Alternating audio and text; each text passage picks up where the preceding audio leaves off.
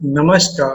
औद्योगिक प्रशिक्षण संस्थानों के व्यवसाय वायरमैन के विषय सैद्धांतिक की पाठचर्या में अंकित प्रसंग घरेलू वायरिंग और इसके प्रकार पर आपको आज मैं प्रशिक्षण प्रदान करूंगा।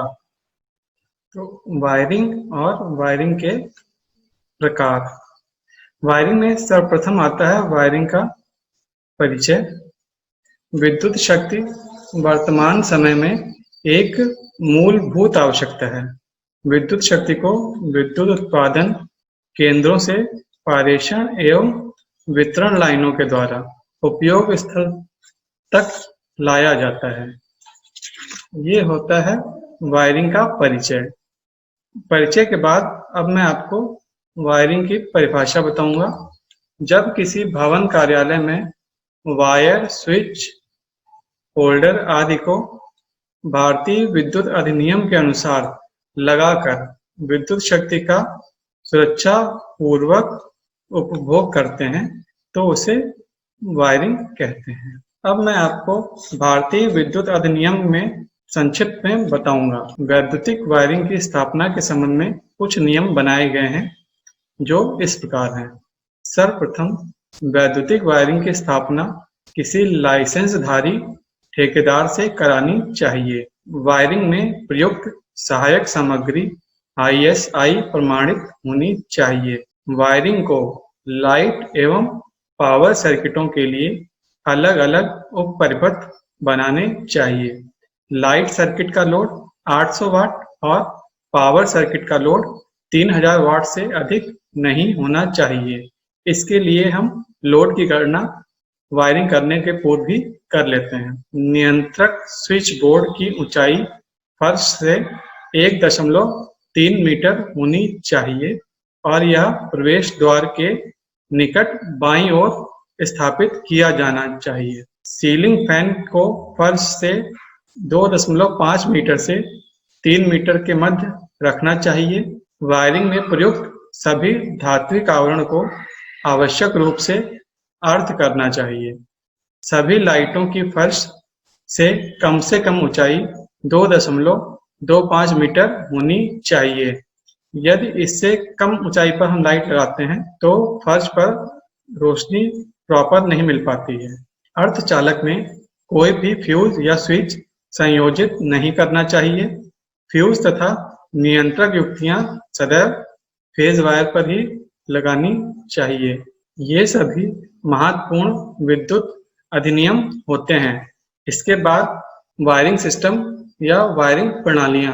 इसमें सर्वप्रथम आती है टी प्रणाली। इस प्रणाली में मेन लाइन से टेपिंग करके प्रत्येक ब्रांच लाइन को सप्लाई दी जाती है। मेन स्विच के बाद फेज व न्यूट्रल को मेन सप्लाई के तारों में इंसुलेशन हटाकर जोड़कर अन्य परपथों के लिए सप्लाई ली जाती है व टेपिंग की जाती है। जैसा कि आप लोग चित्र में देख रहे हैं, ये मेन लाइन है जिसमें ऊपर फेज और नीचे न्यूट्रल दिया है। इसमें फ्यूज लगा हुआ है फेज में और न्यूट्रल में न्यूट्रल लिंक लगाया गया है। ये मेन लाइन पूरी लेके आए हैं आगे तक। इसमें जहां हमको जैसी आवश्यकता हुई है वहां पर फेज वायर और न्यूट्रल वायर कनेक्ट करते गए हैं और टेपिंग करते गए हैं। ये देखिए, ऊपर नीचे, फिर इधर फेज, ये न्यूट्रल, ये फेज, ये न्यूट्रल, ये फेज, ये न्यूट्रल, ये फेज, ये न्यूट्रल, और ये फेज और ये न्यूट्रल आगे तक मेन लाइन जा रही है। ये देखने में इस प्रकार प्रतीत होता है जैसे एक वृक्ष में शाखाएं अलग अलग निकली हुई रहती हैं और वृक्ष बन जाता है। यह वायरिंग में देखने में उसी प्रकार की दिखती है, इसलिए ही इसको ट्रे प्रणाली कहते हैं। आजकल हम इस सिस्टम का प्रयोग ना के बराबर होता है क्योंकि इसमें कुछ दोष होते हैं। इसमें फॉल्ट तलाश करने में परेशानी होती है। सभी पॉइंट पर समान वोल्टेज नहीं मिल पाता है। ज्वाइंट की संख्या अधिक होने से खराब होने के चांसेस ज्यादा रहते हैं और यह वायरिंग कमजोर हो जाती है। यह देखने में बिल्कुल सुंदर नहीं दिखती है। ये टी प्रणाली में दोष हैं। इसके बाद आती है दूसरी प्रणाली जिसको हम डिस्ट्रीब्यूशन प्रणाली कहते हैं। ये है डिस्ट्रीब्यूशन प्रणाली। इस प्रणाली में प्रत्येक सर्किट में फ्यूज MCB लगाई जाती है जिससे किसी भी एक सर्किट को ऑन ऑफ किया जा सके। इसमें दोष ढूंढना सरल होता है और सिर्फ दोष वाले सर्किट को बंद करके ठीक किया जा सकता है और अन्य सर्किट चालू अवस्था में रहते हैं। जैसा कि आप चित्र में देख रहे हैं, मेन सप्लाई खंबे से पहले मीटर में गई है, उसके बाद इसको आइसोलेटर पे लेके गए हैं। यहाँ पे लिखा है डीपी एमसीबी यानी डबल पोल एमसीबी है जो फेज और न्यूट्रल कंट्रोल करती है। इसके बाद रेड वायर से इसको पूरा फेज कंट्रोल किया गया है, ब्लैक वायर से न्यूट्रल कंट्रोल किया गया है और ये ग्रीन वायर जो है ये अर्थ के लिए प्रयोग किया जाता है। जब इस प्रकार आप देख रहे हैं चित्र में, हर सर्किट के लिए एमसीबी से अलग फेज और न्यूट्रल लिंक से अलग न्यूट्रल जा रहा है। तो हमें जिस सर्किट में दोष सही करना होगा उस सर्किट के एमसीबी को हम ऑफ करके अपना काम कर लेंगे। इस सिस्टम में कुछ लाभ हैं। इसमें दोष की तलाश करना आसान रहता है, सभी पॉइंट पर समान वोल्टेज रहता है, वायरिंग में सर्किट का लोड हटाने बढ़ाने में सुविधा रहती है, देखने में सुंदर दिखती है यह प्रणाली। वायरिंग प्रणाली का चयन करते समय परिपथों की संख्या, फेज की संख्या, वोल्टेज, वातावरण, भवन का क्षेत्रफल आदि का ध्यान रखना चाहिए। वायरिंग सिस्टम को प्रयोग करने का जो क्रम होता है वह जैसा कि आप चित्र में देख रहे हैं, पहले ऊर्जा मीटर, फिर फ्यूज कटआउट या डबल पोल एमसीबी, उसके बाद मेन स्विच, फिर डिस्ट्रीब्यूशन बोर्ड। ये वायरिंग को प्रयोग करने का क्रम होता है। इसके बाद आता है विद्युत वायरिंग स्थापना के मुख्य बिंदु। इसमें एक आता है किफायती, टिकाऊपन, दिखावट, सुरक्षित, अग्नि से सुरक्षित, आयु, सुविधाजनक और यांत्रिक रूप से सुरक्षित। तो इसमें सर्वप्रथम आता है किफायती। किफायती यानी कि इकोनॉमिकल। स्थापित वायरिंग, जो हमें वायरिंग स्थापित करनी है उसका स्थापना व्यय किफायती या कम खर्च का होना चाहिए। इसका टिकाऊपन या ड्यूरेबिलिटी। स्थापित वायरिंग वातावरण में होने वाले परिवर्तनों को सह सकने योग्य एवं पूर्ण लोड करंट को वहन करने वाली होनी चाहिए। इसके बाद दिखावट यानी कि अपीयरेंस।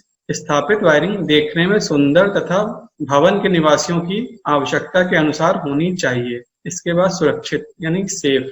वैद्युतिक वायरिंग उपभोक्ता या मरम्मत करने वाले कारीगर के जीवन की दृष्टि से सुरक्षित होनी चाहिए, अर्थात वायरिंग को स्पर्श करने से विद्युत झटका न लगे।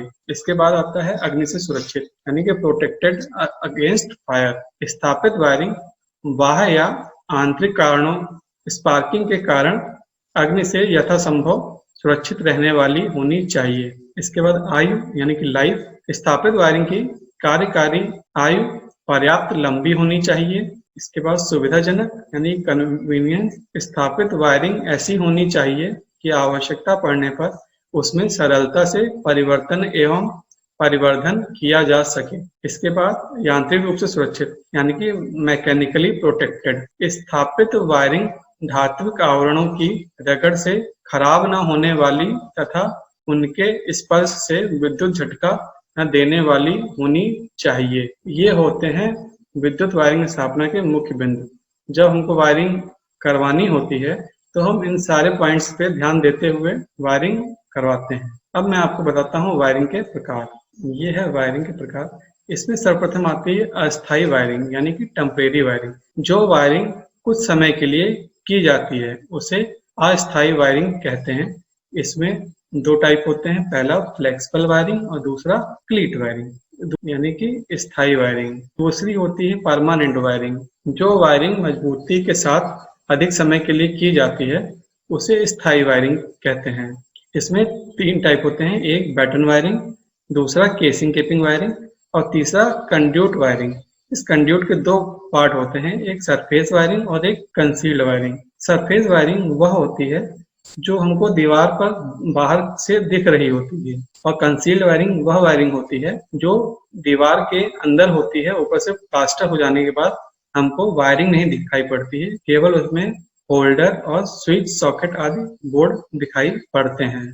इसके बाद अब मैं आपको टेम्परेरी वायरिंग के बारे में बताता हूँ। ये टेम्परेरी वायरिंग, इसमें सर्वप्रथम आता है फ्लेक्सिबल वायरिंग। जैसा कि चित्र से आपको प्रतीत हो रहा है, ये फ्लेक्सिबल ट्विस्टेड वायर है जिसमें एक होल्डर और एक प्लग को कनेक्ट किया गया है। यानी कि हमको जहाँ पे लाइट की आवश्यकता होगी वहाँ पे या प्लग से सप्लाई लेके हम होल्डर में लैंप लगा के वहाँ पे लाइट का प्रयोग कर लेंगे। अब इसको डिटेल से बताता हूँ। फ्लेक्सिबल तार अर्थात आसानी से इधर उधर मोड़ने वाली ट्विस्टेड वायर, ये कई रंगों लाल सफेद, पीली लाल, नीली सफेद, लाल काली आदि रंगों में बाजार में उपलब्ध होती है। इसमें एक साथ कई पतली तारें होती हैं। इसमें कॉपर की तारों का प्रयोग किया जाता है।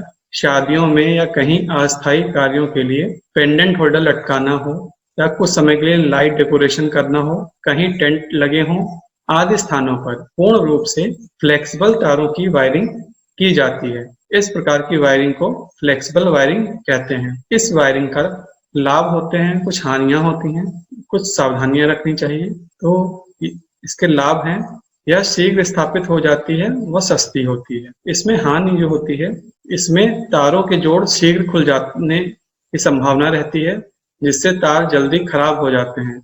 इसमें विद्युत झटका या इलेक्ट्रिक शॉक लगने की अधिक संभावना रहती है। इसका उपयोग अस्थायी समय के लिए घरों में किया जाता है। यह वायरिंग करते समय जो सावधानियां रखनी चाहिए वह इस प्रकार हैं। पानी, अग्नि, गैस या धातु वाले स्थानों पर इसका प्रयोग नहीं करना चाहिए और अधिक इंसुलेशन वाला फ्लेक्सिबल वायर प्रयोग करना चाहिए। इसके बाद आता है क्लीट वायरिंग। यह भी टेम्परेरी वायरिंग का ही एक टाइप है।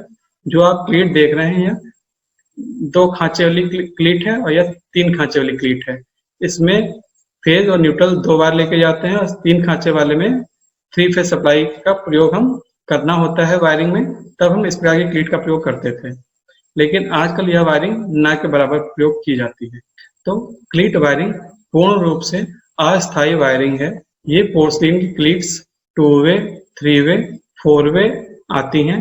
इसको दीवार पर पीवीसी गुल्लियों की सहायता से या लकड़ी की गुल्लियों की सहायता से सीधा कसा जाता है। क्लीट के दो भाग होते हैं, बेस व कवर। इस वायरिंग में VIR तारों का प्रयोग होता है। VIR का पूरा नाम वल्केनाइज्ड इंडियन रबर होता है। वर्तमान समय में इस वायरिंग का प्रयोग बहुत कम होता है। यह वायरिंग पूरी खुली दिखाई पड़ती है। क्लीट्स की दूरी 15 से 20 सेंटीमीटर तक रखनी चाहिए। इसके भी कुछ लाभ और हानि हैं। लाभ, इसमें दोष शीघ्रता से देखे जा सकते हैं और यह सस्ती होती है। और हानि है, यांत्रिक सुदृढ़ता नहीं होती है और तारों का इंसुलेशन उतरने का डर रहता है। अब मैं आपको इसके बाद परमानेंट वायरिंग के बारे में बताता हूँ, जिसमें सर्वप्रथम आती है परमानेंट वायरिंग में बैटन वायरिंग। बैटन वायरिंग जैसा कि आप देख रहे हैं, लकड़ी की फंटी पर, लकड़ी के बैटन पर लिंक क्लिप की सहायता से तारों को कसा गया है। यह लकड़ी का राउंड ब्लॉक है और इसमें इस वायरिंग में जो स्विच प्रयोग किया जाता है वो टम्बलर स्विच प्रयोग होता है। जैसा कि आप देख रहे हैं, स्विच टम्बलर स्विच दिख रहा है चित्र में। इसमें नीचे पोर्सिलिन का बेस और ऊपर बैकलाइट का कवर होता था, जिसको स्क्रू की सहायता से हम बेस पर कस देते थे। अब आपको बताता हूँ डिटेल से बैटन वायरिंग। इस वायरिंग में लकड़ी के बैटन पर वायरिंग की जाती है। बैटन विभिन्न साइजों में आती है। यह वायरिंग इसकी चौड़ाई के होते हैं। इस वायरिंग में बैटन का चयन करने के लिए तारों की संख्या पर आधारित होती है। तारों को व्यवस्थित रूप देने के लिए लिंक क्लिप का प्रयोग किया जाता है। इन क्लिपों को कीलों की सहायता से बैटन पर फिक्स किया जाता है। यह क्लिप 60 mm से 75 mm की दूरी पर लगाई जाती है। दीवार पर मार्किंग करके लकड़ी की गिट्टियों या पीवीसी की गुल्ली को दीवार पर लगाया जाता है। बैटन की गिट्टियों पर पेचों की सहायता से कस दिया जाता है। इसके बाद पीवीसी तार को क्लिपों में परिपथ के अनुसार फिट किया जाता है। इसके बाद राउंड ब्लॉक लगाकर होल्डर, सीलिंग रोज आदि को कसा जाता है। इस प्रकार हम बैटन वायरिंग करते हैं। इस वायरिंग के कुछ लाभ हैं। यह कम मूल्य में, कम मेहनत में तथा कम समय में की जाने वाली वायरिंग होती है। यह अच्छी तरह से की जाए तो सुंदर दिखती है। यह नमी, जलवायु, क्षारीय व अम्लीय प्रभाव से मुक्त होती है। हानि, इस पर अग्नि व धूप का असर होता है। यह यांत्रिक रूप से कमजोर होती है। यह नमी के प्रभाव से खराब हो जाती है और शॉक लगने की संभावना अधिक रहती है। उपयोग घरों, दुकानों आदि में इसका उपयोग किया जाता था, लेकिन आज के समय में यह वायरिंग न के बराबर की जाती है। इसके बाद सावधानियां। यह वायरिंग करते समय में किन किन सावधानियों का ध्यान रखना चाहिए? इसके तार दीवार से ऊपर होने चाहिए और जोड़ कम से कम होने चाहिए। बैटन सीधी होनी चाहिए। कसने के लिए पेंच उचित साइज के प्रयोग करने चाहिए। जहां वायरिंग में जोड़ लगाना हो वहां सीधा ही जोड़ लगाना चाहिए। स्विच सॉकेट होल्डर में तारों के कनेक्शन करने के बाद ही राउंड ब्लॉक या बोर्ड पर कसना चाहिए। इसके बाद आती है केसिंग केपिंग वायरिंग। केसिंग केपिंग वायरिंग में यह है केसिंग केपिंग वायरिंग। जैसा कि आप यहाँ पे देख रहे हैं चित्र में, पीवीसी की फंटियों के द्वारा यह वायरिंग की जाती है और जो कि आजकल बहुत ही प्रचलन में है। अब आपको केसिंग केपिंग वायरिंग के बारे में विस्तार से बताता हूँ। केसिंग केपिंग लकड़ी तथा पीवीसी दोनों प्रकार की होती है, परंतु लकड़ी की केसिंग केपिंग के स्थान पर वर्तमान समय में पीवीसी की केसिंग केपिंग ही प्रयोग की जाती है।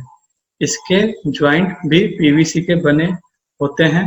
मार्किंग करके पीवीसी स्लीव या गुल्ली को दीवारों पर लगाकर केसिंग को कस दिया जाता है। जो भाग हम दीवार पर कसते हैं उसको केसिंग कहते हैं। सर्किट के अनुसार तारों को डालकर केपिंग के द्वारा तारों को ढक दिया जाती है और जिनके माध्यम से हम तारों को ढक देते हैं उस पार्ट को केपिंग कहते हैं। इस वायरिंग में राउंड ब्लॉक या स्क्वायर ब्लॉक भी पीवीसी के ही प्रयोग होते हैं। आजकल पीवीसी केसिंग केपिंग वायरिंग अधिक प्रचलन में है। इस वायरिंग के लाभ, हानि, उपयोग तथा सावधानियां। इस वायरिंग का लाभ यह है, यह वायरिंग देखने में सुंदर दिखती है। इसकी तारें सुरक्षित रहती हैं। पीवीसी केसिंग केपिंग पर नमी का कोई प्रभाव नहीं होता है। यांत्रिक सुदृढ़ता अच्छी रहती है। दीमक का इस पर कोई असर नहीं पड़ता है। इसमें फेज और न्यूट्रल शॉर्ट होने की संभावना कम रहती है। वायरिंग करने में मेहनत कम लगती है। इसके बाद इसमें कुछ हानियां होती हैं। इस वायरिंग में अग्नि से सुरक्षा करना जरूरी होता है, अन्यथा आग लग सकती है। इसका उपयोग कंसील्ड वायरिंग के रूप में नहीं किया जा सकता है। इसका उपयोग हम लाइट व पंखे की वायरिंग के लिए करते हैं। इसका प्रयोग घरों में, ऑफिसों में आजकल सभी जगह किया जा रहा है। इसके बाद इसके को करते समय जो सावधानियां रखनी चाहिए वह निम्न है। आईएस मानक की पीवीसी केसिंग केपिंग प्रयोग करनी चाहिए। केसिंग 3 मीटर लंबी व सीधी होनी चाहिए। पीवीसी गिट्टियों की दूरी 60 सेंटीमीटर से 90 सेंटीमीटर तक होनी चाहिए। अर्थ वायर अवश्य लगाने चाहिए। दीवार के आर पार तारे गुजारने के लिए कंड्यूट पाइप का ही प्रयोग करना चाहिए। इसमें तारों के ज्वाइंट ढीले नहीं रहने चाहिए। इसके बाद आपको स्थायी वायरिंग का अगला प्रकार बताते हैं। परमानेंट वायरिंग में अगला प्रकार होता है कंड्यूट वायरिंग, जिसमें सर्वप्रथम आती है सरफेस वायरिंग। सरफेस वायरिंग जैसा कि आप चित्र में देख रहे हैं, यह वायरिंग दीवार के ऊपर पाइप की सहायता से की गई हुई है। इसको सरफेस वायरिंग कहते हैं। और जैसा आप नीचे की तरफ यहाँ 2 नंबर चित्र में देख रहे हैं कंसील्ड वायरिंग। कंसील्ड वायरिंग देखिए, जैसा कि आपको दीवार पर केवल सॉकेट दिख रहे हैं और वायरिंग में वायर किधर से आया वो नहीं दिख रहा है। इस प्रकार की वायरिंग को हम कंसील्ड वायरिंग कहते हैं। तो सर्वप्रथम आपको सरफेस वायरिंग के बारे में बता देता हूँ। सरफेस वायरिंग में कंड्यूट पाइप को एक नलिका के रूप में परिभाषित किया गया है। विद्युत वायरिंग में उपयोग में आने वाली नलिका कंड्यूट होती है। यह लोहे तथा पीवीसी दोनों की बनी होती है, लेकिन आजकल पीवीसी कंड्यूट ज्यादा प्रयोग में लाई जाती है। कंड्यूट को सैडल द्वारा पीवीसी गिट्टियों पर पेच की सहायता से कस देते हैं। जिसमें पाइपों में तारों को गुजारना हो वहां elbow, socket, T, band, junction box आदि का प्रयोग किया जाता है। यह सभी सामग्री भी पीवीसी की ही प्रयोग की जाती है। पाइप में पीवीसी पर वायरों को एक पतले तार से खींचा जाता है, जिसे फिशिंग या स्नेक वायर कहते हैं। इसके बाद आता है कंसील्ड वायरिंग। यह वायरिंग बहुत ही प्रचलित है। आजकल ज्यादातर लोग इस प्रकार की वायरिंग ही कराते हैं। इसमें दीवार की सुंदरता बनी रहती है, यह कहीं भी दिखाई नहीं देती है। केवल स्विच बोर्ड व होल्डर आदि दिखाई देते हैं। कंड्यूट पाइप कहीं भी नहीं दिखता है। भवन बनाते समय ही कारीगर कंड्यूट के लिए खांचे बना देता है। वायरिंग लेआउट के अनुसार लोहे या पीवीसी कंड्यूट दीवार के अंदर हुक की सहायता से फिट करके वायरिंग तारों को इसमें डाला जाता है। इसमें आवश्यक सामग्री elbow, band, T, junction box भी प्रयोग किए जाते हैं। यदि भवन बना हुआ हो और तब यह वायरिंग करनी हो तो दीवार पर मार्किंग करके नालियां या झिर्री काटी जाती है तथा इसमें कंड्यूट को फिट करके ऊपर से सीमेंट का प्लास्टर कर दिया जाता है। अब इस वायरिंग के लाभ, हानि, उपयोग तथा सावधानियां बताता हूँ। लाभ: इसमें तार अधिक संख्या में लगाए जा सकते हैं। कंसील्ड वायरिंग दीवारों में छिपी रहती है, जिससे भवन की खूबसूरती बनी रहती है। इसमें तारों को अच्छी सुरक्षा प्रदान होती है। इसमें यांत्रिक सुरक्षा भी काफी अच्छी रहती है तथा यह जलरोधी होती है। इसमें जो हानियां हैं, इसमें मरम्मत में काफी परेशानी रहती है, मेहनत अधिक लगती है। कंसील्ड वायरिंग में कंड्यूट कहीं खुला रह जाए तो पानी भरने व शॉर्ट होने का डर रहता है। कुशल कारीगर के माध्यम से ही यह वायरिंग करानी चाहिए। इस वायरिंग का उपयोग घरों में, ऑफिसों में, कार्यशालाओं में, सिनेमा घरों में, अस्पतालों में आदि सभी स्थानों पर किया जाता है। इसमें करते समय जो सावधानियां अपनानी चाहिए: कंड्यूट का चयन भवन के आकार के आधार पर करना चाहिए। कंड्यूट पाइप को कसने के लिए सैडल मजबूत हो। सैडलों के मध्य दूरी 1 मीटर से अधिक न हो। उचित टी, बैंड, जंक्शन बॉक्स आदि लगाने चाहिए। इस वायरिंग के साथ अर्थ वायर लगाना चाहिए। कंड्यूट के निकट पानी या गैस नहीं होनी चाहिए। ये हो गए वायर के प्रकार। अब आपको एक सर्किट के माध्यम से वायरिंग का कनेक्शन बताता हूँ। जैसा कि आप सर्किट देख रहे हैं, यह मेन स्विच है।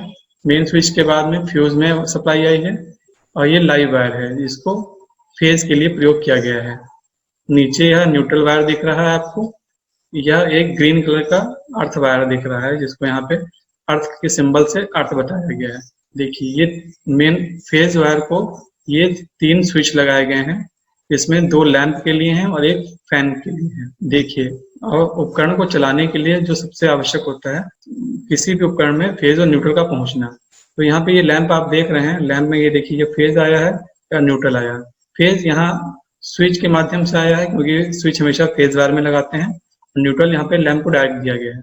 ये दूसरा लैंप भी देख लीजिए, इसमें भी फेज स्विच के माध्यम से आया है और लैंप को न्यूट्रल डायरेक्ट दिया गया है। तो तीसरा जो स्विच दिया गया है, इसमें फैन को सॉकेट के माध्यम से चलाया गया है। तो सॉकेट से देखिए एक अर्थ वायर था जो अर्थ में चला गया है, एक पॉइंट पे न्यूट्रल गया हुआ है और एक पे फेज गया है। फेज वायर जो फैन पे आया हुआ है वह स्विच के माध्यम से आया हुआ है।